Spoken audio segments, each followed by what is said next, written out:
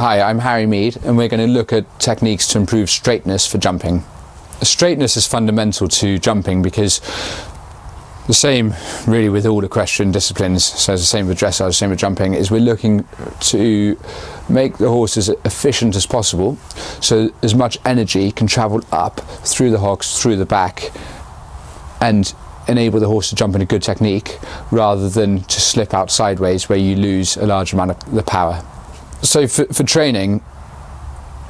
it's really important to make sure that straightness is under control, and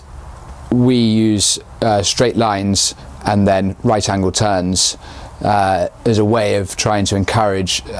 discipline from the rider's point of view of the line you're riding on, and an awareness of where the horse is under you. So travelling down, whether you're jumping a pole on the ground or jumping a fence, making sure the horse isn't drifting out through the shoulder.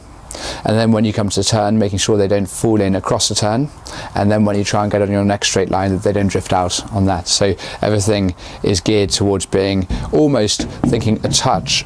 of rompere, and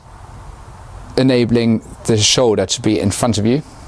and then through the turn staying on the straight line, making a nice neat turn, and then again a touch of rompere so the horse's shoulder is in front of you and you're automatically on the straight again. The use of the hands are important when it comes to straightness, because it's easy to rely too much on the hands and you end up shutting down the engine. So I find the easiest way to think of it is almost if you're a puppeteer, instead of using the hands where you pull back and down, you consciously just try and look after one shoulder or the other shoulder by raising and using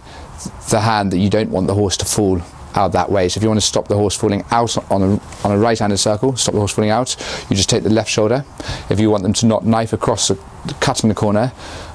you just take the right leg and the right shoulder. And so you use both aids, left and right, in order to keep the horse upright, but hopefully without putting on the handbrake and destroying the canter, because we want that active, fresh canter with the horse on the correct line. It's a really good tip to use poles with a small painted stripe in the middle, and really focus on being precise and always jumping that point. So it's not good enough generally to jump between the flags or between the wings, but to jump exactly a point on each fence, and then that becomes a habit and it becomes difficult to end up riding